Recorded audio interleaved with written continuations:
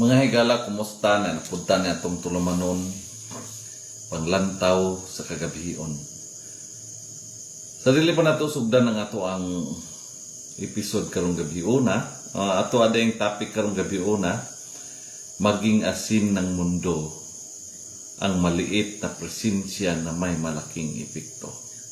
Pero sa dili pa nato sugdan ng ato ang panaghisgot mga igsoon nato sang i-shout out ato ang mga likers ug ang tanan na nag-support sa ato ang program matagabi panglantaw sa gabion. Lilian Martinez Tubigon, Roth Escobar, Pastor Yung Munlion Makig-angay Jr., Arturo Tubigon Jr., and Willie Dahirok. Kayong salamat kaninyo sa inyong kanunay pagsunod ang itong programa. Tonight, allow me to slow down, to speak not with noise, but with meaning. Because what we are talking about is not popularity, not power, not position, but purpose. We are reflecting on a call that is simple in words, yet heavy in responsibility. Maging asin sa mundo. Asin. When Jesus said in Matthew chapter 5 verse 13, "You are the salt of the earth," He did not speak to kings, generals, or elites. He spoke to ordinary people, fishermen, workers, sinners, and the forgotten.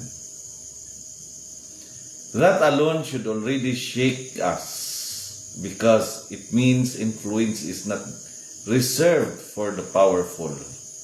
It is entrusted to the faithful. Salt is small.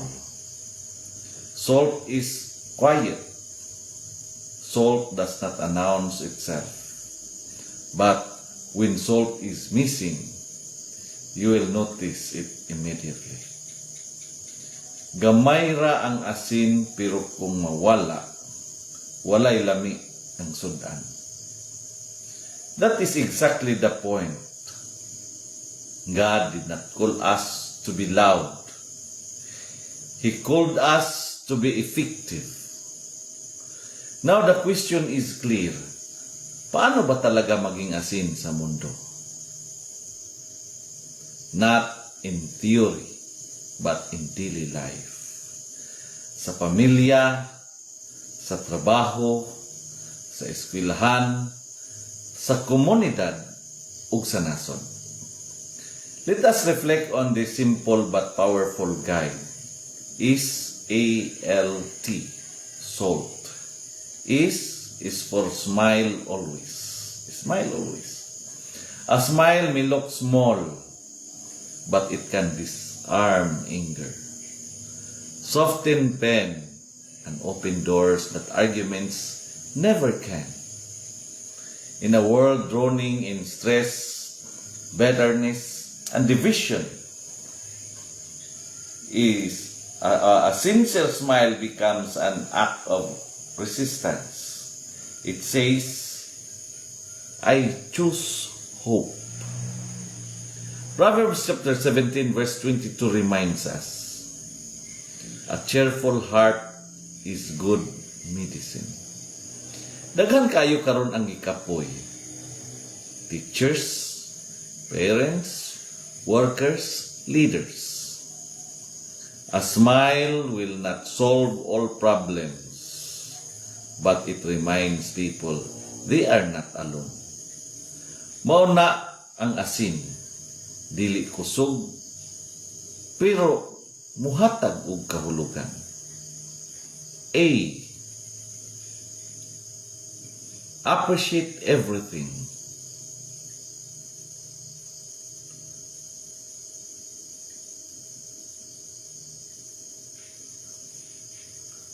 Appreciate everything. Gratitude is a discipline, not feeling. To appreciate everything does not mean life is perfect. It means you recognize grace even in difficulty. Romans chapter 8 verse 28 tells us that all things work together for good. Not all things are good, but God can work through all things. Sa ato pa, nga kultura karon, sayon kaayo magreklamo, lisod kaayo magpasalamat. But the appreciation changes perspective. An appreciative person does not poison the environment. They deserve it just like salt. Ale. Love completely. Not selectively. Not conditionally. Not only when it is convenient. Love completely means loving even when misunderstood, even when appreciated, even when it costs something. This is the hardest part of being salt. Jesus did not say, love those who agree with you. He said, love one another as I have loved you. That kind of love heals communities, restores dignity, and breaks cycles of hatred. Ang gugma nga tinuod, dili pili, dili mag-ihap, ug dili musukod. Letter T, trust God totally. This is the foundation. Without trust in God, smiling becomes fake, appreciation becomes shallow, and love becomes selective. Trusting God totally means surrendering outcomes, reputations, and even timeliness or timelines. Proverbs chapter 3 verse 5 reminds us, trust in the Lord with all your heart and lean not on your own understanding. Daghan kayo karon ang gustong kontrolado tanan. Resulta, reaksyon sa tao, ug kaugmaon. But salt does not control the food. It simply does its job and trusts the process. Now let us bring this home to our present situation as a people. We live in a time of confusion, where truth is questioned, motives are doubted, and intentions are easily misinterpreted. Many are angry, many are tired, many are disappointed. And in times like this, the temptation is strong to add more noise, more insult, more division. But Jesus did not say, you are the noise of the world. He said, you are the salt of the earth. Salt does not shout. Salt stays. Salt preserves. Salt heals. In schools, being salt means teaching with integrity even when no one is watching. In families, it means choosing patience over anger. In leadership, it means choosing service over ego. In social media, it means choosing truth over virality. Kung mawala ang asin, madunot ang pagkaon.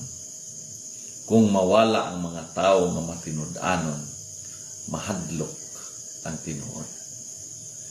That is why your presence matters. Your quiet faith matters. Your consistent goodness matters. Being salt is not about being perfect. It is about being faithful. Even when you fall, you rise. Even when you are judged, you continue to love. Even when the world is bitter, you remain a source of meaning. So tonight, let us remember, to be salt is to smile when the world is frowning. To be salt, it is to appreciate when others complain. To be salt is to love when it is costly. To be salt is to trust God when the path is unclear. That is how we change the world. Not by overpowering it, but by preserving what is good. Ug kung kita mahimong asin sa atong lugar, sa atong trabaho, sa atong pamilya, hinay-hinay apan sigurado muusab ang kalibutan. Kini ang panglantaw sa kagabion diin ang kahayag nagadanag bisan pa sa kangit-ngit. Daghang salamat ug maayong gabi kaninyong tanan.